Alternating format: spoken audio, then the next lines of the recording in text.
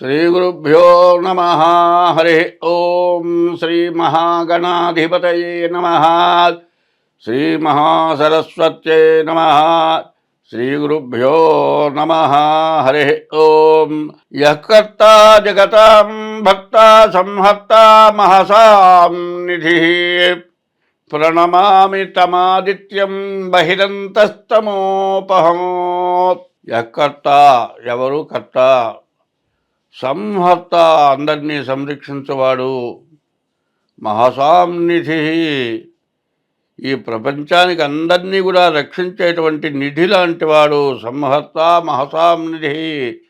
ప్రణమామి తమాదిత్యం బహిరంతస్తమోపహం. అటువంటి భగవానుడికి నమస్కారం చేస్తూ ఉన్నాను. ఆదిత్యోర్కో రవిర్భానుర్భాస్కరశ్చ దివాకరః మార్తాండ సవితా హేళిస్తీక్ష్ణాం శర్మిహిరో రవి.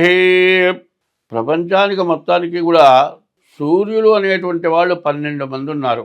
ఈ 12 మంది సూర్యులు ఎవరంటే మేషం దగ్గర నుంచి మీనాల వరకు 12 రాశులకు సంబంధించిన వారే అని చెప్పాలి. సరిగ్గా ఆలోచిస్తే 25వ సంవత్సరం మార్చి నెల వృశ్చిక రాశి ఫలితాలు. మేష వృశ్చికయోర్భౌమః. వృశ్చిక రాశికి కుజుడు అధిపతి.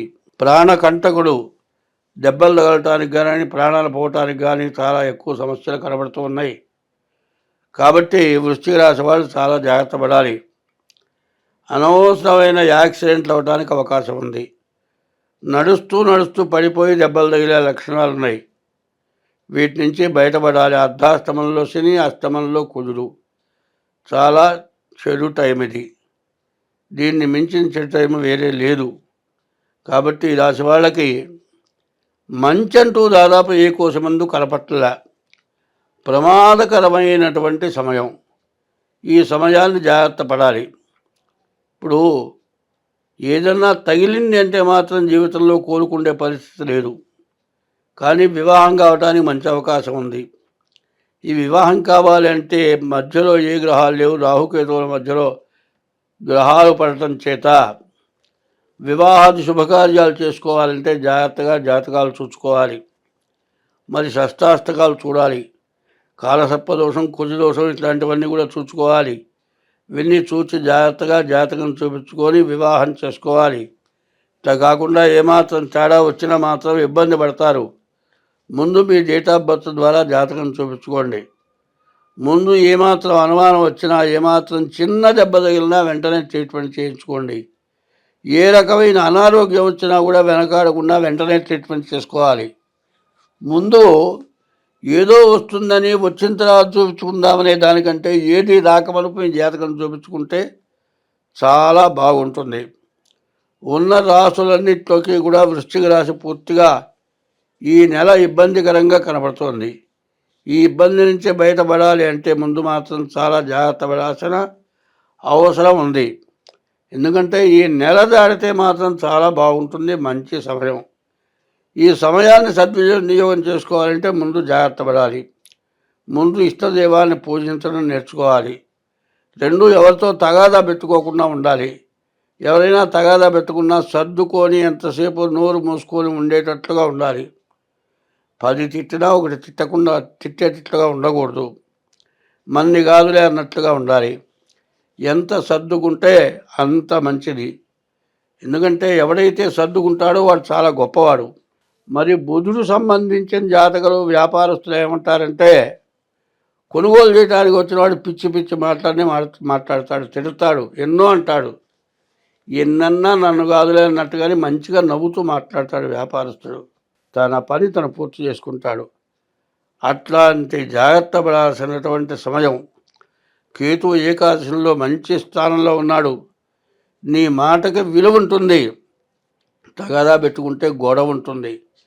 కాబట్టి వీటి నుంచి తప్పించుకోవాలి అంటే మాత్రం ముందు జాగ్రత్తగా ఉండండి. మీ జాతకాలు చూపించుకోండి. అన్ని విధాలా బాగుంటుంది. కాక అసలు విషయం ఏమిటంటే ముందు ఇట్లాంటివి రావటానికి కారణం ఇంట్లోనే గొడవలు వస్తాయి, ఇంట్లోనే సమస్యలు వస్తాయి. పిల్లవాడు ఉన్నాడు, చదువుకునేవాడు, కాలేజీ పోకుండా తిరుగుతాడు. తీరా వచ్చేప్పటికీ మీరు శాంతంగా అనుకునేప్పటికీ వాడు కాలేజీ మానుకొని ఉంటాడు. దీని గురించి గట్టిగా మాట్లాడామనుకోండి, వాడిని కదిలించి గట్టిగా మాట్లాడితే చదువు పోయింది కాక మనిషి అడ్రస్ లేకుండా అయిపోతాడు. లేకపోతే కనీసం వాడు ఊరేసుకుంటానంటాడు. ఊరేసుకొని కూడా వేసుకుంటాడు. ఇంట్లో వాడు చేసిన తప్పు కాక వాడు చెయ్యరా అని ఏదో పని చేస్తాడు. ఇంట్లో భార్యాభర్తల్లోనే ఇట్లాంటి సమయాలు. అర్ధాస్తమం అస్తమం ప్రాణకంటకము అని ప్రాణం తీసేటువంటి పరిస్థితి, ఎవరో వాళ్ళకి ప్రాణం పోయే పరిస్థితి వస్తుంది. కాబట్టి పిల్లలతో కానీ పెద్దవాళ్ళతో కానీ ఎటువంటి సమస్య వచ్చినా దూకుడు ప్రయత్నాలు చేయొద్దు. తొందరపడి ఎవరిని కోపంగా మాట్లాడద్దు. వీలైనంత వరకు మంచిగా మాట్లాడటం చేయండి. మంచిగా మాట్లాడిన కొద్దీ మీ పనులన్నీ అవటానికి బాగా మంచి టైము. తర్వాత కేతువు బాగున్నాడు కాబట్టి మీరు ఎంత మంచిగా చెబితే అంత మంచిగా ముందుకు వెళ్ళగలుగుతారు. ముందుకు వెళ్ళటానికి వీలు లేకుండా అగాధమైనటువంటి సమస్య ఇది. ఈ సమస్య నుంచి బయటపడాలి అంటే ఎవరికి ఎటువంటి సమస్య రాకుండా ఉండాలన్నా అందులో ప్రేమ వివాహాలు బయలుదేరే లక్షణాలు ఉన్నాయి. ఎవరైనా ప్రేమించి మేము పెళ్లి చేసుకుంటామంటారు. అప్పటిదాకా నేను ఈ పిల్లని తప్పితే వేరే పిల్లని చేసుకోను అన్నదాకా మీకు తెలియదు. మేమిద్దరమే పెళ్లి చేసుకుంటాం, లేకపోతే మేము ఇద్దరం చేస్తామంటారు. అట్లాంటి సమస్యలు కొన్ని వస్తాయి. వీటి నుంచి తప్పించుకోవాలంటే నెల టైపు ఎంత జాగ్రత్త పడతారో మీ ఇష్టం. ఇంత జాగ్రత్త పడటమే కాకుండా దైవబలాన్ని సంపాదించాలి. దైవబలాన్ని సంపాదించాలంటే మీ జాతకం చూపించుకోవాలి. మీ జాతక రీత్యా గ్రహాల పూజలే కాకుండా ఏ దేవుడు పూజ చేస్తే ఇటువంటి విషమ సమస్యల నుండి బయటపడతారో చూడాలి. ఏ దేవతా పూజ చేయాలో చెబుతాము. అటువంటి పూజ చేసుకోండి.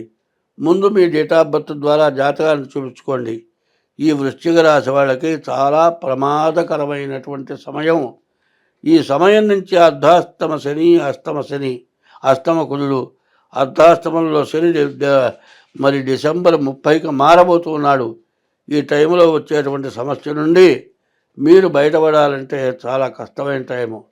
ఈ రాశి వాళ్ళు ప్రతి సోమవారం కూడా ఈశ్వరుడికి అభిషేకం చేసుకోండి. ప్రతి శనివారం కూడా శనికి అభిషేకం చేయించుకోండి.